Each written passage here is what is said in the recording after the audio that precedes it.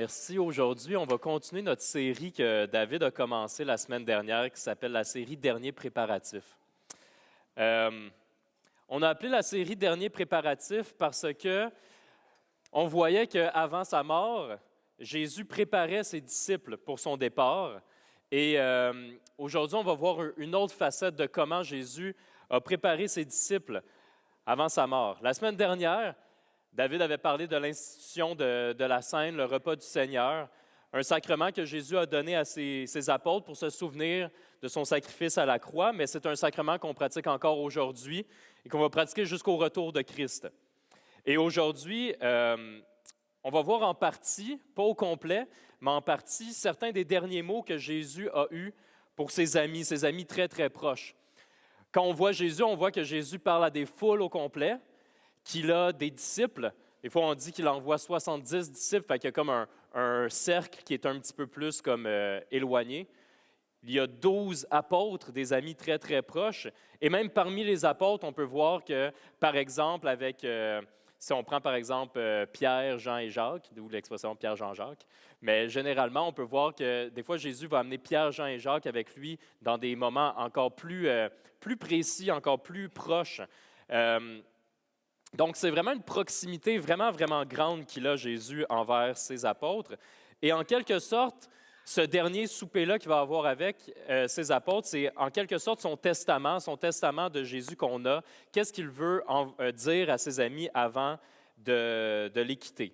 On sait qu'il ne va pas les quitter complètement, mais pour ses amis, c'est une vraie réalité. Jésus leur disait « Je vais mourir » et il y avait des derniers mots pour eux. Et je pense que c'est une question qu'on peut se demander.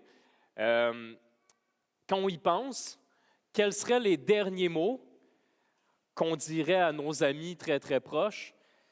Quels seraient les derniers mots qu'on dirait à nos enfants, à notre époux, à notre épouse? Qu'est-ce qui serait commun? Qu'est-ce qu'on dirait généralement? On ne dirait pas tous les mêmes mots, mais j'ai l'impression qu'il y a des choses quand même qu'on voudrait laisser en sachant qu'on va quitter bientôt.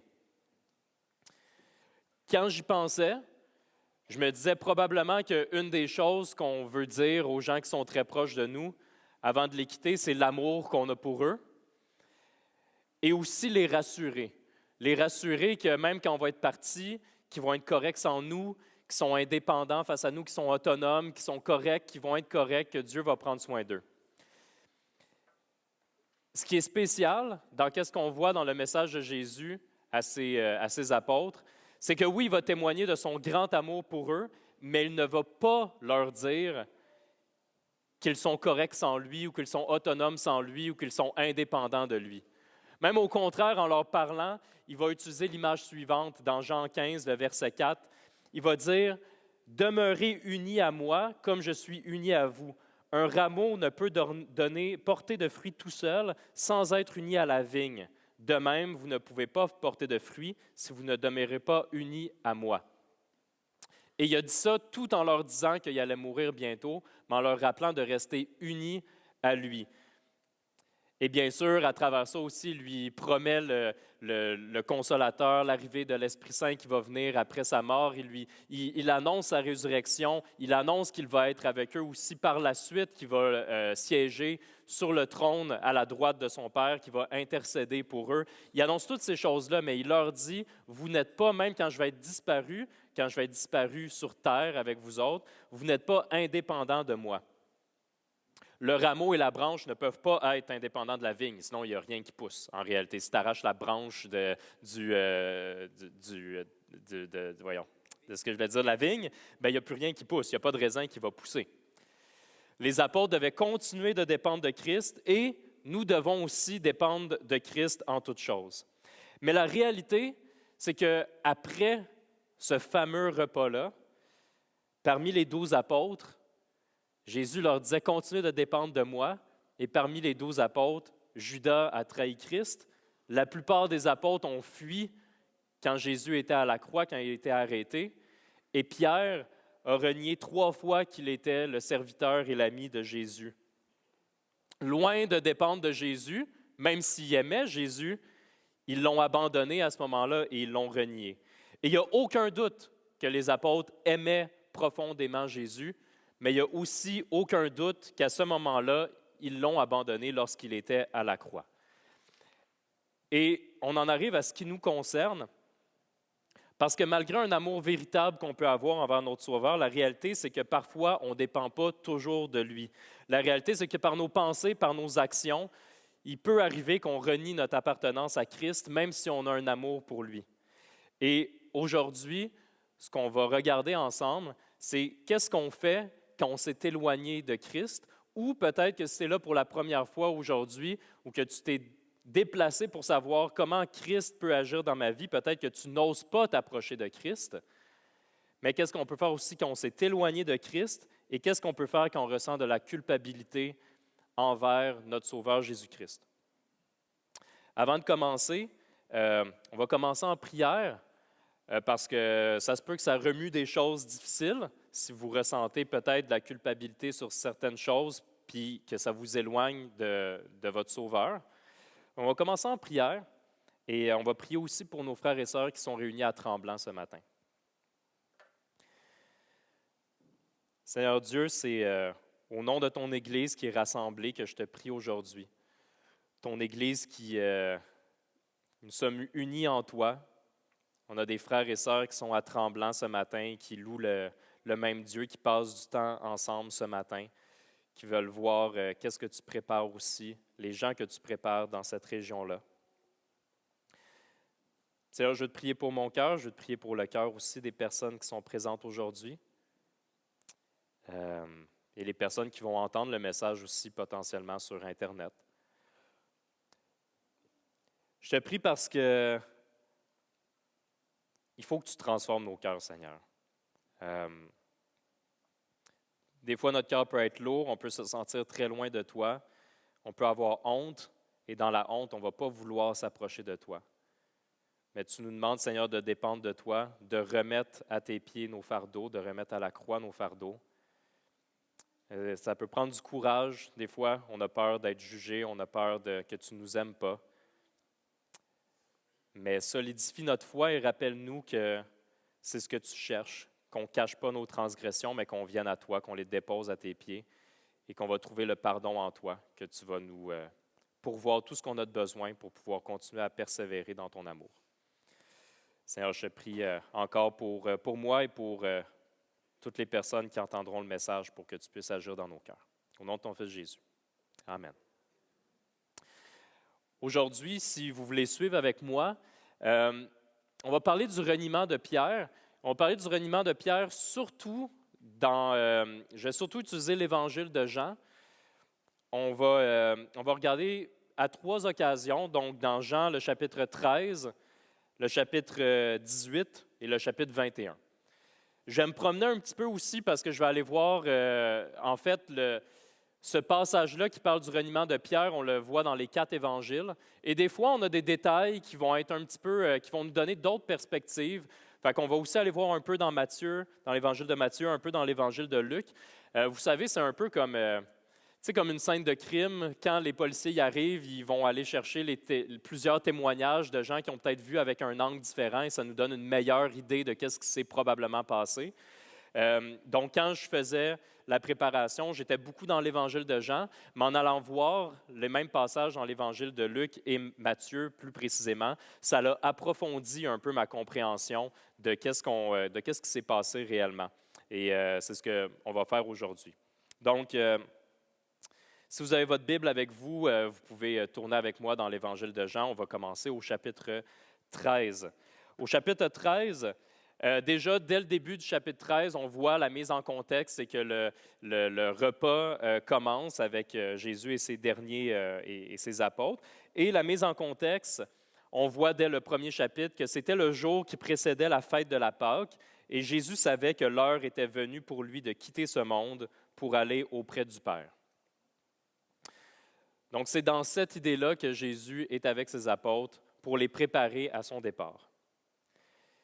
Et si on va un petit peu plus loin, au verset 33, Jésus leur annonce très, très clairement qu'il va quitter imminemment, bientôt. En leur disant au verset 33, « Mes petits enfants, je ne suis avec vous que pour peu de temps encore. Vous me chercherez, mais je vous dis maintenant ce que j'ai dit aux Juifs, vous ne pouvez pas aller là où je vais. Et c'est particulier parce que Jésus, il n'appelle pas ses apôtres, genre tout le temps, ses petits-enfants ou ses enfants. Ce n'est pas un terme qu'il utilise régulièrement.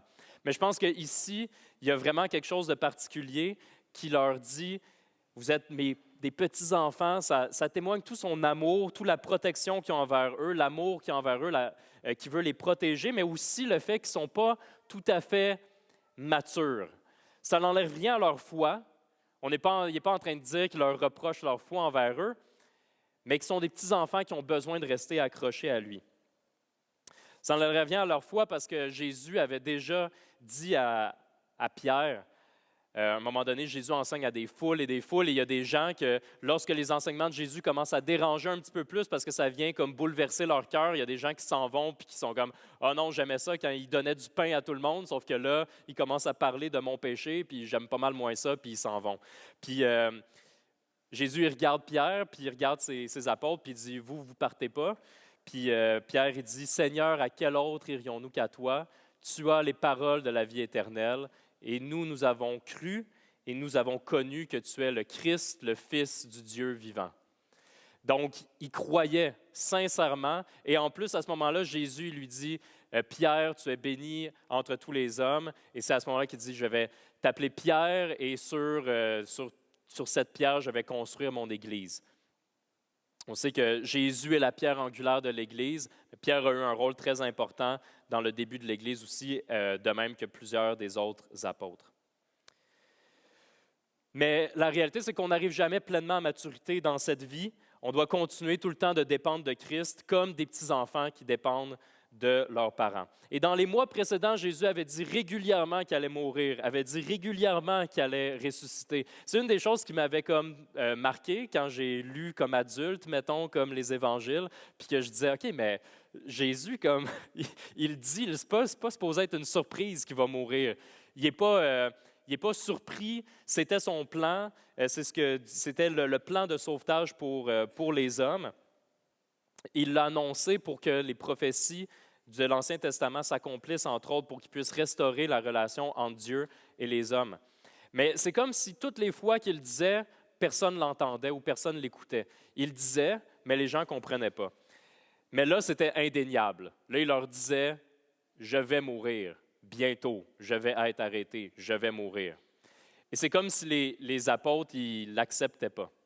Puis il faut comprendre aussi que dans leur tête, ça devait être encore plus difficile à comprendre, non seulement parce qu'un ami très proche te dit « je vais mourir », mais aussi parce qu'ils étaient reliés, rassemblés autour du Messie.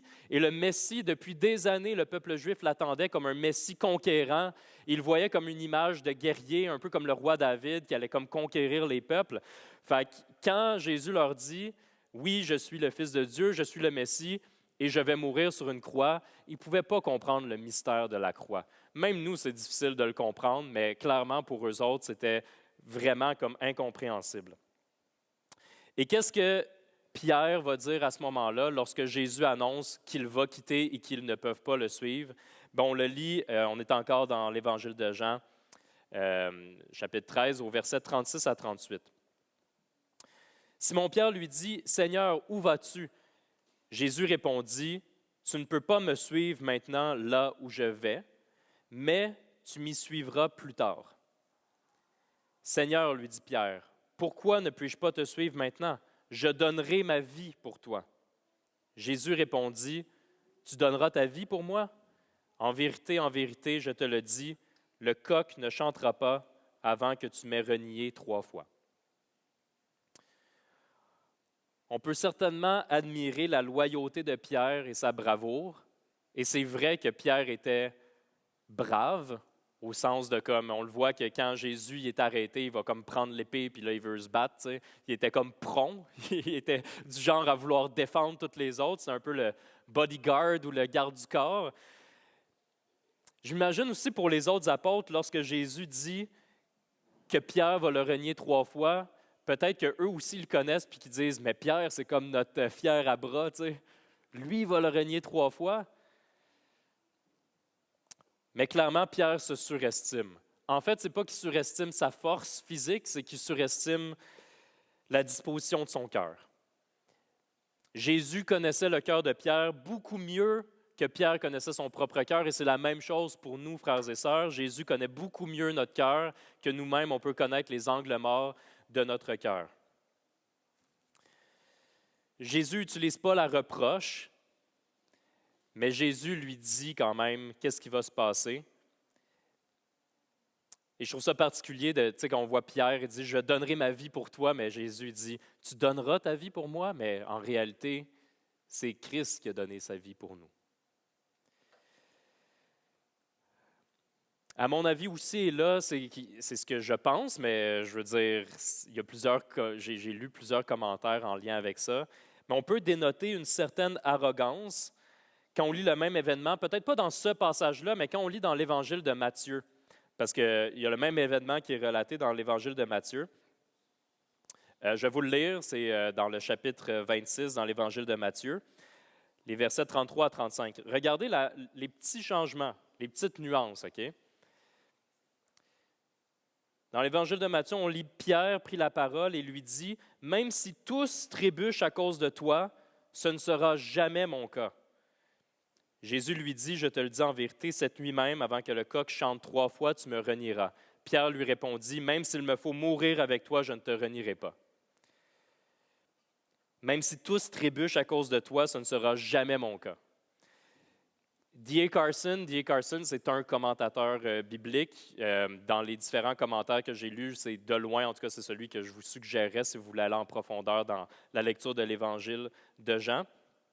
Et dans son commentaire sur ce passage-là, il souligne la déclaration arrogante de Pierre qu'il n'allait jamais nier Christ, même jusqu'à la mort, démontre non seulement une ignorance de sa faiblesse ou de la faiblesse humaine, mais aussi une déclaration d'indépendance qui est la racine du reniement lui-même. Et parlons un peu de ça, l'indépendance face à Christ. Jésus demandait à ses apôtres de rester dépendants de lui, de rester attachés à lui comme les branches qui sont attachées à la vigne.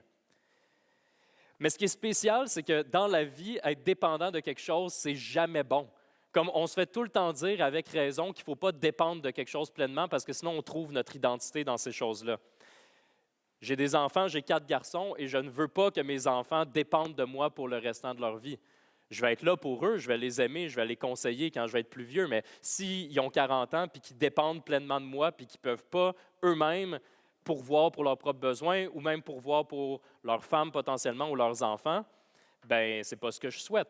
Je veux qu'ils soient indépendants face à moi.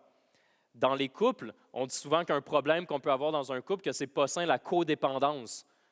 On s'aime beaucoup, on apprécie, on peut ensemble marcher avec Christ, par exemple, dans notre mariage, mais on ne veut pas dépendre de l'autre personne. On ne veut pas trouver notre identité dans l'autre personne à côté. On dit la même chose avec la dépendance à plein d'autres choses aussi, plus régulièrement avec des dépendances à des drogues, avec plein d'autres choses qu'on dit que ce n'est pas bon la dépendance. Donc, on est tout le temps en train de se détacher.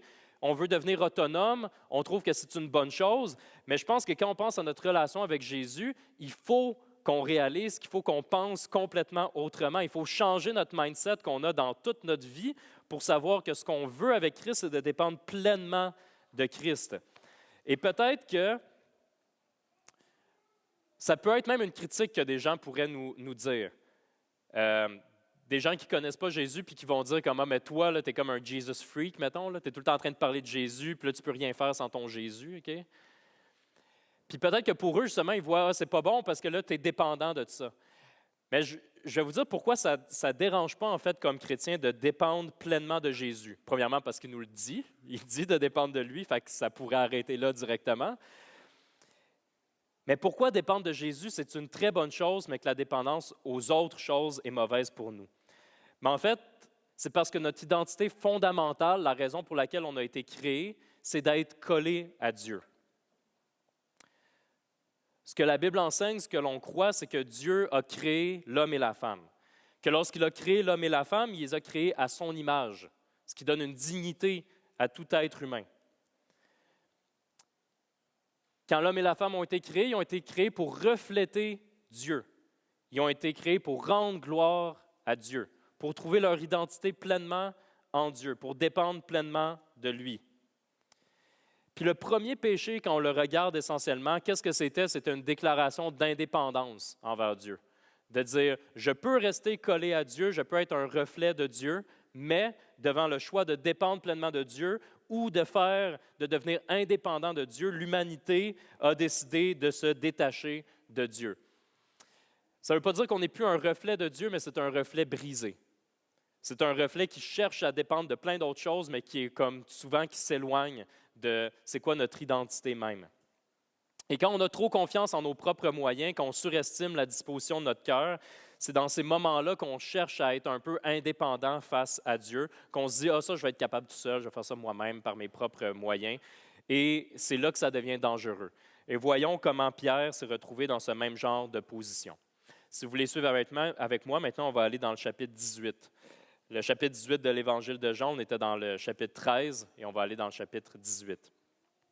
C'est à ce moment-là qu'on lit sur le reniement de Pierre lorsque Pierre va renier Jésus par 3 fois. Dans le chapitre 18 de l'Évangile de Jean, on va être au verset 15. Au verset 15, on lit « Simon-Pierre et un autre disciple suivaient Jésus. Ce disciple était connu du grand prêtre et il entra avec Jésus dans la cour de la maison du grand prêtre. Tandis que Pierre restait dehors près de la porte, alors l'autre disciple, qui était connu du grand prêtre, sortit, parla à la femme qui gardait la porte et fit entrer Pierre. La servante qui gardait la porte dit à Pierre, « Ne fais-tu pas partie toi aussi des disciples de cet homme? » Il répliqua, « Je n'en fais pas partie. » Les serviteurs et les gardes qui étaient là avaient allumé un feu de braise pour se réchauffer, car il faisait froid. Pierre se tenait avec eux et se chauffait aussi. Je vais donner une précision qui n'est pas vraiment importante dans mon texte, mais on a le temps.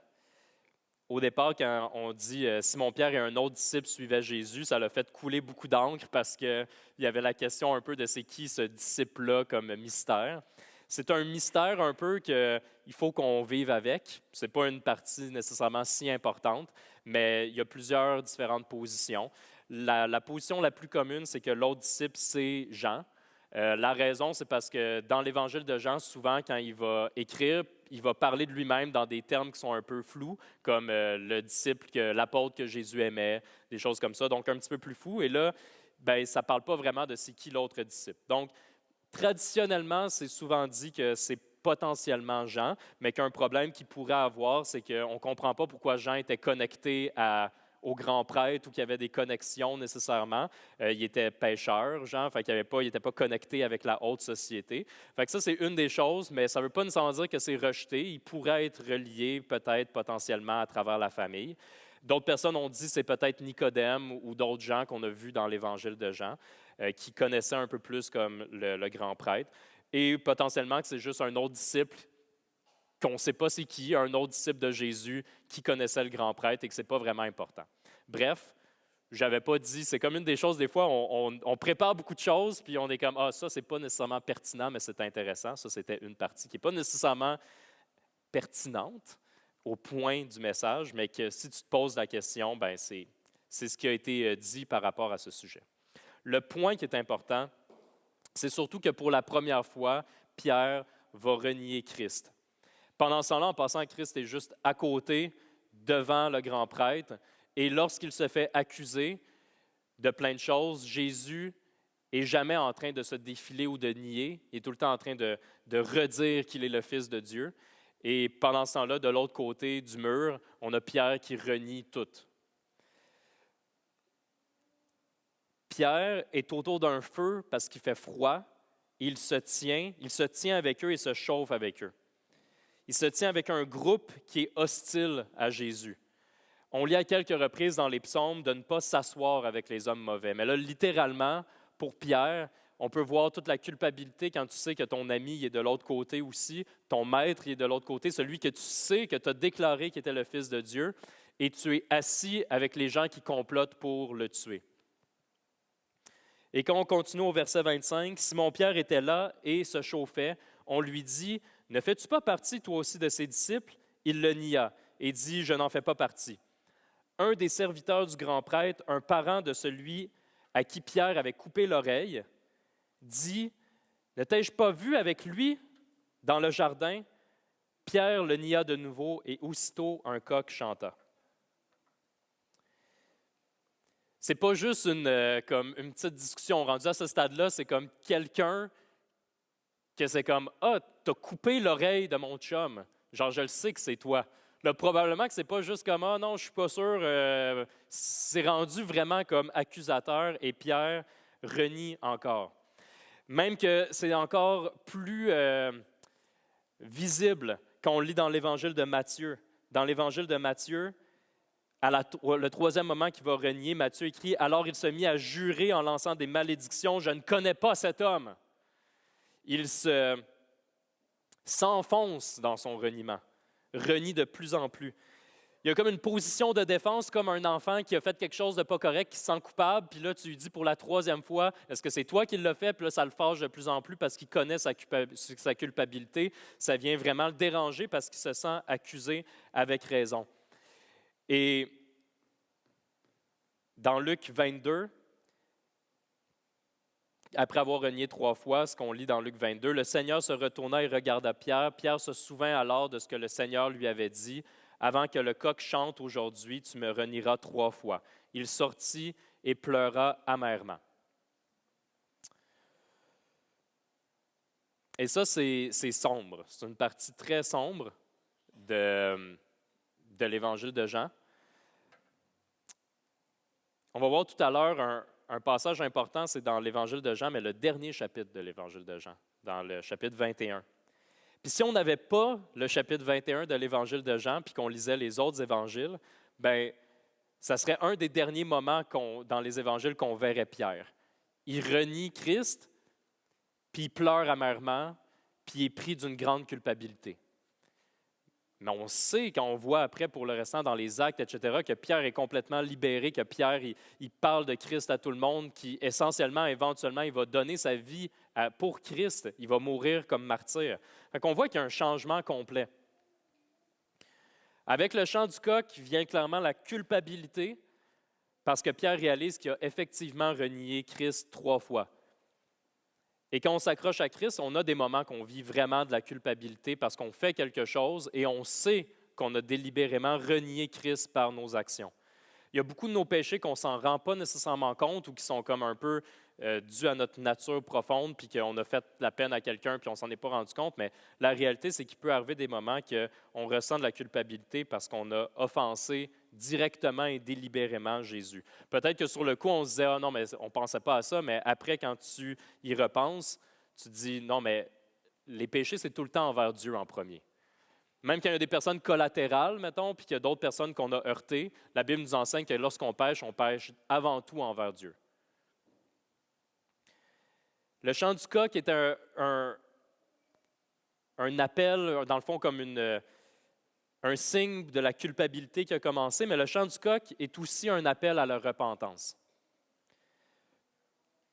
Judas s'est senti coupable lorsqu'il a renié Christ. Il s'est senti tellement coupable qu'il s'est pendu. Il s'est pendu dans la nuit. Il était extrêmement coupable et il s'est pendu. Pierre se sent coupable. Mais c'est quoi la différence? C'est que Pierre se sent coupable et Pierre se repent. Le chant du coq, c'est aussi un appel à la repentance. Tu sais, oui, c'est dans la nuit, mais qu'est-ce que ça signifie, le chant du coq aussi? Que le soleil s'en vient bientôt, que le jour va se lever. C'est porteur d'espoir. Pierre a pleuré, Pierre a reconnu son péché, Pierre s'est repenti. Avec la culpabilité qu'on peut ressentir des fois, il faut tout le temps se rappeler que la grâce de Dieu est accompagnée de notre culpabilité. Dieu offre un moyen de salut par la foi en son Fils Jésus. Jésus restaure, Jésus nous restaure et Jésus va restaurer Pierre, comme on va le voir aussi. On va le voir dans le chapitre 21 de l'Évangile de Jean. Le chapitre 21 qui est le dernier chapitre de ce livre-là. Des fois, qui est presque vu aussi comme un genre d'épilogue, parce qu'il n'est pas vraiment comme relaté dans les autres évangiles, et ça vient après la résurrection de Jésus. C'est un chapitre qui est très, très important.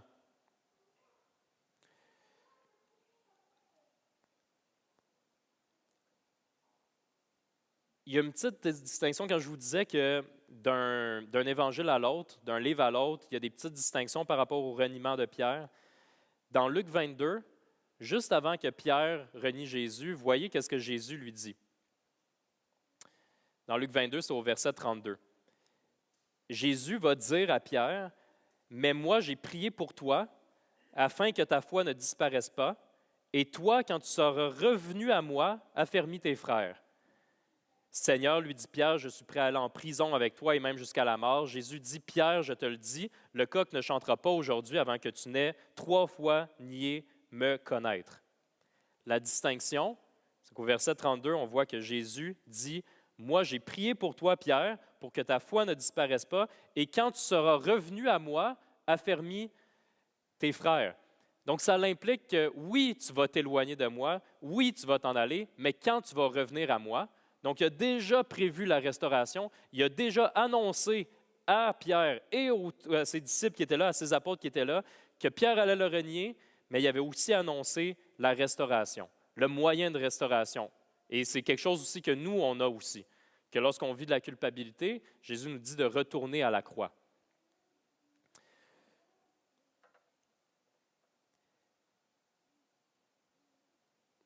Et Jésus, après sa résurrection, là, en fait, là, ce qu'on voit, c'est pour donner une idée générale, là, c'est que les apôtres sont comme dans un bateau, sont en train de pêcher. C'est après la résurrection de Jésus. Là, ils n'attrapent rien, ils n'ont comme pas vraiment de poisson. Puis à un moment donné, il y a Jean qui voit qu'il y a quelqu'un sur la rive, puis qui reconnaît que c'est Jésus qui est là sur la rive, puis il est en train de préparer comme de la nourriture. Et là, Pierre, il se pitche dans l'eau, il n'attend même pas que le bateau arrive, puis il s'en va à la nage pour aller jusqu'à Jésus. Et voici qu'est-ce que Jésus va faire avec Pierre. Il va le restaurer, et c'est important aussi, il va non seulement le restaurer, ce n'est pas juste avec Pierre, un à un, mais il va le restaurer publiquement devant les autres. Parce que quand Pierre avait dit comme « Ah, mais moi je te renierai jamais », il l'avait fait devant les autres aussi. Et là, il va le restaurer devant les autres. Donc, au verset 15, dans le chapitre 21. « Lorsqu'ils eurent mangé, Jésus dit à Simon-Pierre, « Simon, fils de Jonas, m'aimes-tu plus que ceux-ci? » Il lui répondit, « Oui, Seigneur, tu sais que j'ai de l'amour pour toi. » Jésus lui dit, « Nourris mes agneaux. » C'est particulier d'avoir « m'aimes-tu » quand Jésus dit « m'aimes-tu plus que ceux-ci » ? Rappelez-vous que dans Matthieu 26, quand je vous avais dit qu'il y avait une certaine trace d'arrogance, Pierre avait dit « Même si tous trébuchent à cause de toi, ce ne sera jamais mon cas. » Pensez-y, là. Si, mettons, dans ma prière au début, là, j'avais dit ça là, devant vous, là, devant l'Église, là, je suis avec vous autres, puis que je dis « Même si tous ceux de l'Église trébuchent, moi, je ne trébucherai jamais. » je pense que ça serait un peu de l'arrogance. Hein? Je vous dis ça, ce n'est pas pour taper sa tête de Pierre non plus. Hein? Il disait ça parce que parce que Pierre était comme « Je t'aime tellement, Jésus, je vais tout le temps te protéger. » Mais en réalité, c'est qu'il comprenait mal la disposition de son cœur. Il continue, il lui dit une deuxième fois « Simon, fils de Jonas, m'aimes-tu? » Pierre lui répondit « Oui, Seigneur, tu sais que j'ai de l'amour pour toi. » Jésus lui dit « Prends soin de mes brebis. » Il lui dit la troisième fois « Simon, fils de Jonas, as-tu de l'amour pour moi? » Pierre fut attristé de ce qu'il lui avait dit la troisième fois « As-tu de l'amour pour moi? » Et il lui répondit « Seigneur, tu sais tout, tu sais que j'ai de l'amour pour toi. » Jésus lui dit « Nourris mes brebis. » Jésus va le restaurer publiquement, va le transformer de pêcheur de poissons en berger pour son troupeau. Il l'a renié 3 fois. Il lui donne l'occasion de restaurer 3 fois, de rappeler 3 fois son amour qu'il a envers lui. C'est sûr que ce passage-là a une application plus directe, je vous dirais, comme pour les pasteurs. L'idée de dire, si tu as de l'amour pour moi, Pierre, nourris mes brebis, paie mes brebis, prends soin de mon troupeau. Mais c'est certainement applicable pour tous aussi. Quand on vit une culpabilité qui nous pèse, c'est très difficile de marcher avec Christ et encore plus difficile d'aider d'autres personnes à marcher avec Christ. Si Pierre était resté avec cette culpabilité-là, ça aurait été très difficile pour lui de poursuivre dans sa relation avec Christ et encore plus de devenir une personne importante pour l'établissement de l'Église de Christ. Malgré ses fautes, malgré ses échecs, Pierre aimait sincèrement son maître Jésus. Et le fait que Pierre a été clairement pardonné par Jésus et qu'en plus Jésus lui a donné des nouvelles responsabilités qu'il l'a reniées, qu'il l'a restaurées malgré son reniement complet, mais ça nous donne un véritable espoir que même lorsqu'on s'éloigne de Christ, qu'on est pardonné par lui. Même quand on juge qu'on a renié Christ par nos actions, nos pensées, que Jésus nous démontre que ce n'est pas impardonnable, mais il nous demande de reconnaître notre faute, il nous demande de se repentir, il nous demande de l'aimer. Il peut tout à fait nous restaurer, il peut restaurer n'importe qui, tout comme il a restauré Pierre. Dans Proverbe 28, on lit « Celui qui cache ses transgressions, celui qui cache ses transgressions ne réussira pas, mais on aura compassion de celui qui les reconnaît et les abandonne. » Tout à l'heure, je vous parlais du livre de la Genèse, de regarder comme l'intention originelle, de voir la dépendance qu'on était supposé avoir complète envers Dieu et la déclaration d'indépendance que les hommes et les femmes ont faite. Que l'homme s'est détaché de Dieu et que le péché nous détache de lui. Mais ce que Jésus a fait à la croix, c'était justement pour restaurer pleinement cette relation-là qui est brisée entre Dieu et nous. Qu'on peut réellement dépendre pleinement de lui, qu'on peut réellement s'approcher complètement de Dieu parce que Jésus est mort à notre place sur la croix. Je vais demander à Antoine si tu veux venir sur scène.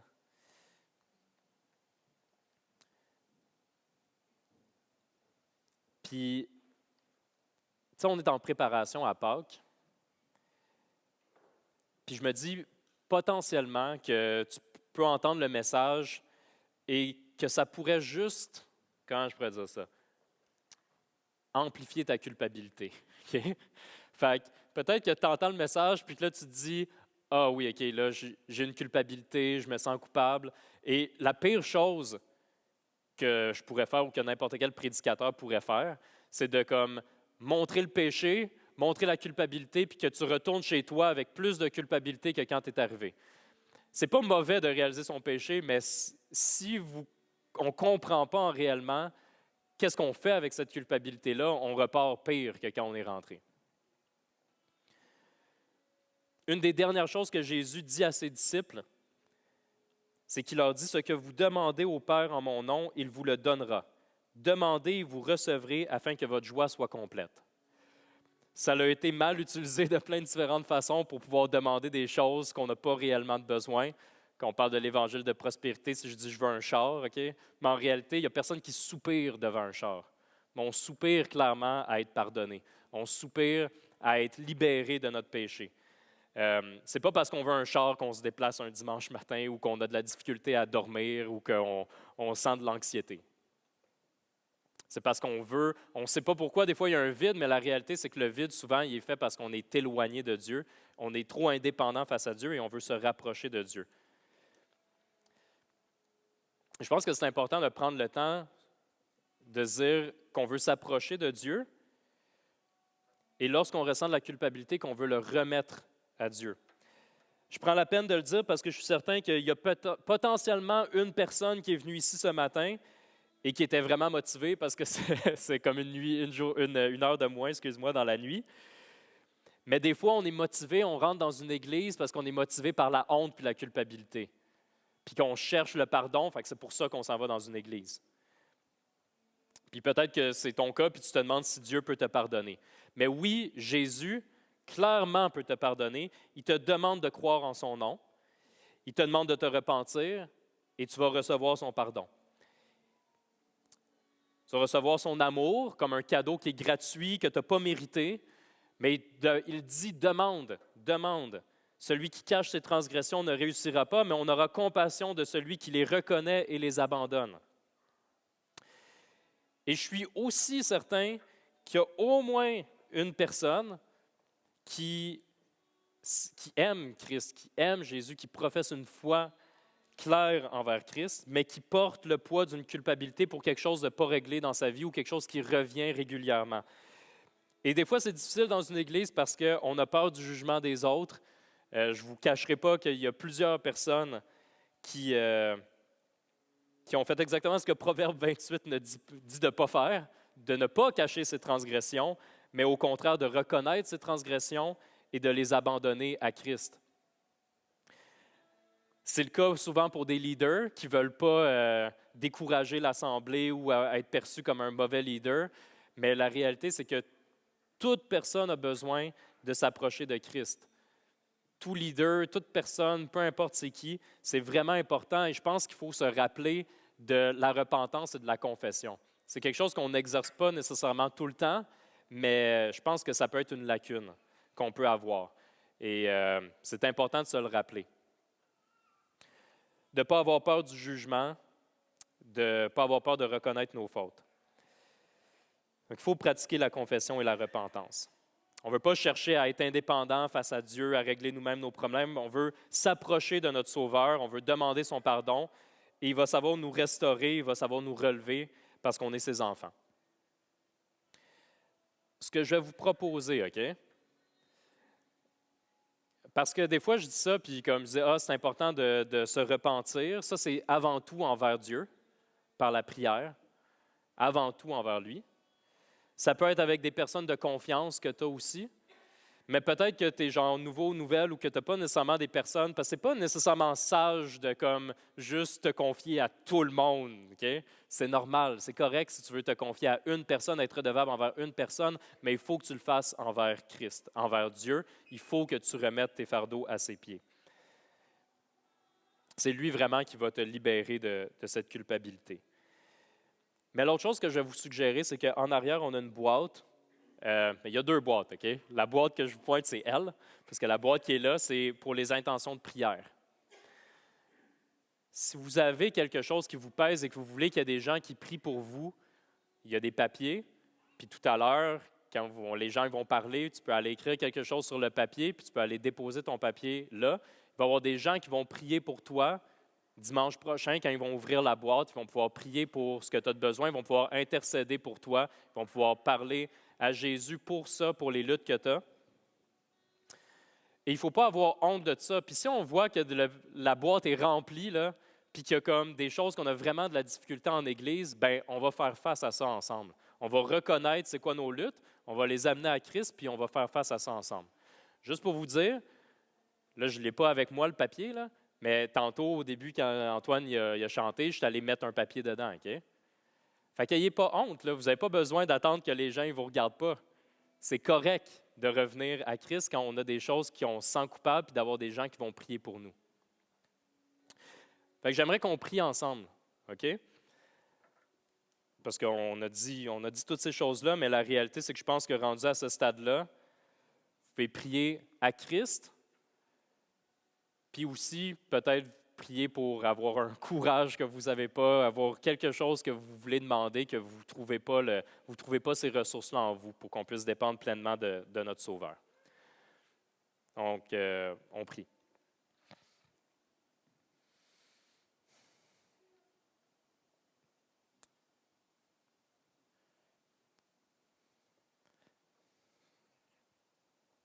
Seigneur, c'est tellement facile de s'éloigner de toi. C'est notre disposition qui semble naturelle.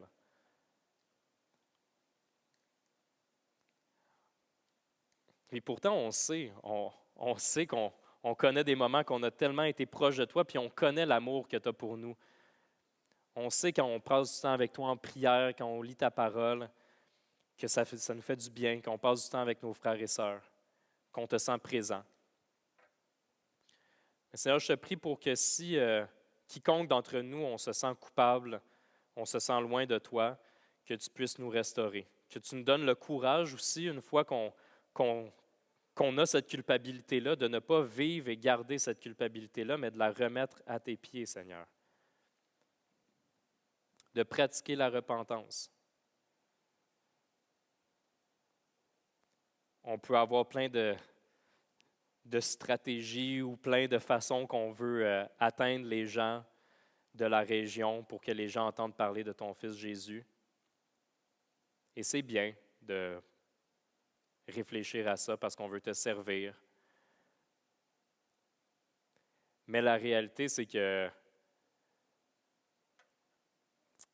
comme tes enfants, c'est avant tout à genoux qu'on combat. Ce n'est pas par nos propres moyens puis par des stratégies, c'est à genoux. C'est devant toi. On se prépare à Pâques, Seigneur, au fait que tu es mort pour nous, à ta résurrection, que tu as pris notre péché. Et je te prie que ce temps-là puisse être un moment spécial pour notre assemblée, pour qu'ensemble, on continue à redécouvrir nos genoux,